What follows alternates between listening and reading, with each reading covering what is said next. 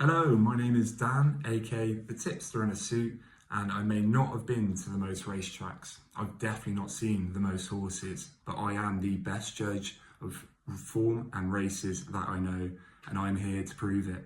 The reason I started this channel, just briefly, not going to waffle on too much, is that I want to get involved in the YouTube racing community. I think it's a fantastic space with some really good judges, and I want to put my hat in the ring as one of the better judges in the space.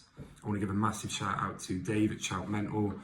He does some really good work over there. He's been grinding at it for a little while, and it's inspired me to come and do it and give it a go myself. I also met him at Newbury. He is a top bloke, so if you ever go to a racetrack and he's there, do go and say hi.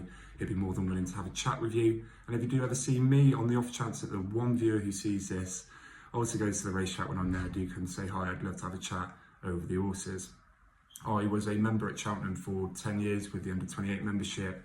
I'm now too old to do that, and I'm not willing to pay the price anymore, so I'm no longer a member, but I've been going to the festival for a decade. I've seen enough of the festival, and I've been profitable a fair amount of times, whilst also having some stinking years too, but that is the name of the game.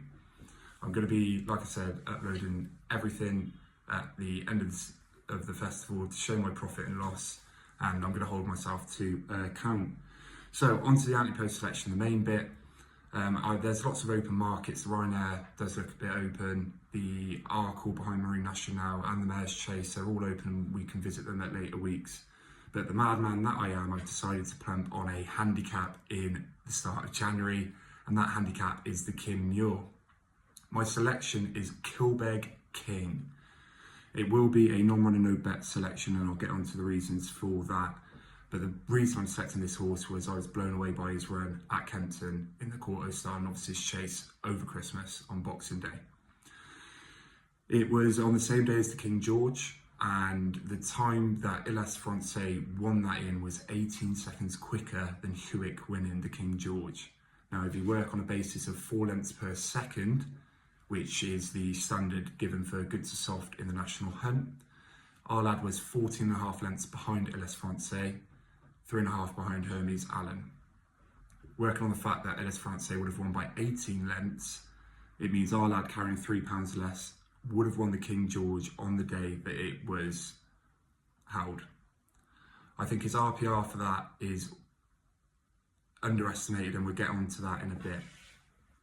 First, I want to touch on the market. So the Kim Muir is a handicap limited to official rating of 145. The top three in the market of Meeting of the Water, Monbeg Genius and Stumpstown are all officially rated 147 and will not be allowed to be in the race. So the next best in the market is Angel's Dawn, last year's winner, who's officially rated 138, and his best RPR was winning last festival, given a 143. That shows a gap of 5. Our lad is officially rated 142, with his best RPR being 152 with a gap of 10. I've painstakingly gone through the whole market, seeing their official rating, comparing it to their best RPR, and our lad has the biggest gap, suggesting the most juice if you trust the RPR, which I think is a good judge. Fontaine Collons is the next best, officially rated 140 with an RPR of 149 for his win at Wetherby, which was impressive. You've got Mr. Coffee, who's officially rated 142 with a best RPR of 147. You've got Beauport, who's 141 officially rated with a best RPR of 144.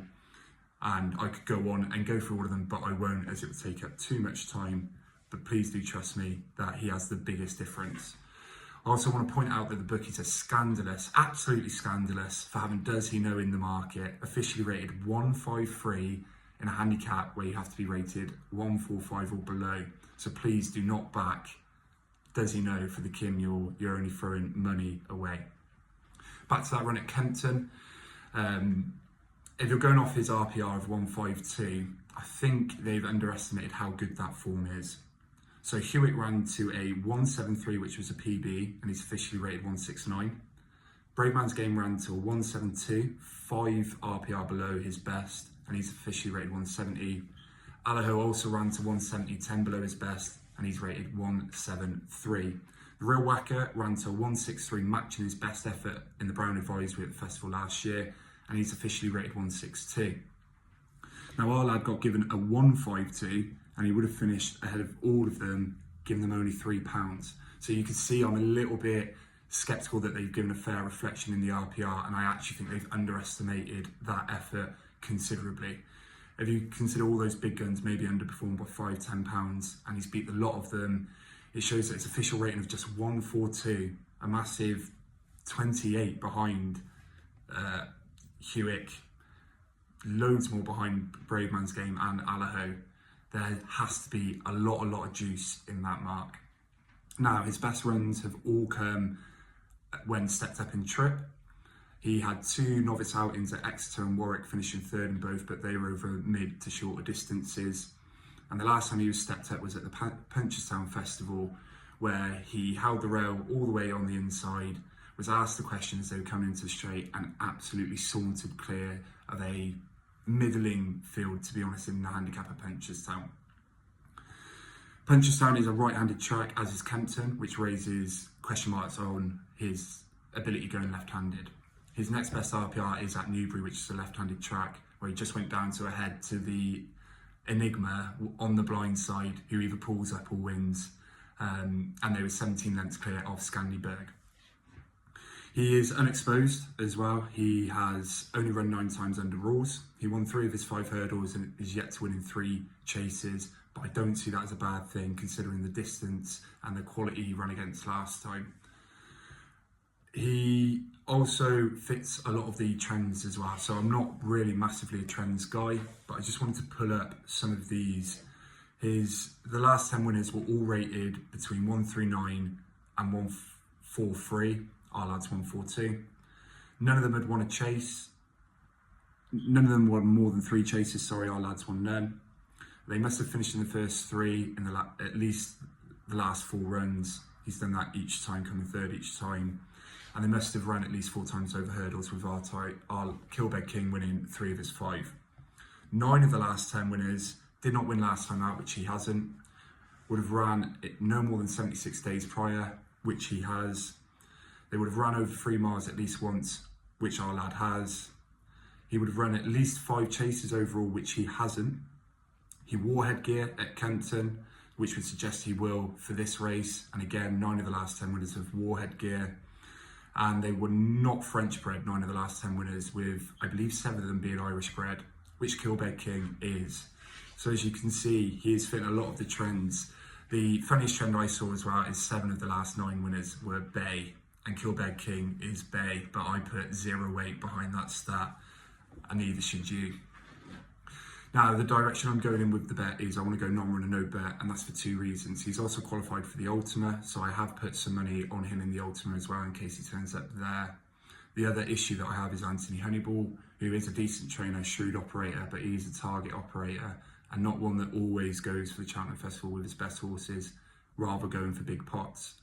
However, I absolutely implore the man to send Kilbeg King to this Cheltenham Festival to see a win that I believe could be similar to A Plus Tard and make an absolute mockery of his handicap mark.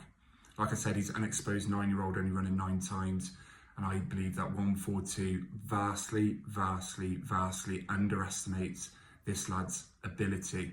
So I'm on, the stake I've got will be £20 each way at 25 to 1, and I've already done £5 each way at 33 to 1. I'm going to fill my boots some more as the weeks go on with this one, and I'm imploring you guys to join me with this because I believe we can absolutely bash the bookies with a big price winner getting on. Please do comment below. I'd absolutely love to hear why you think I'm wrong. You won't be able to tell me why because I'm not, but I'd love to hear it anyway. And what selections have you guys got in the Cheltenham Festival Antepost books that you have? I'll be back next week with another selection with as much research. And if you enjoyed this video, please do leave a like. One take.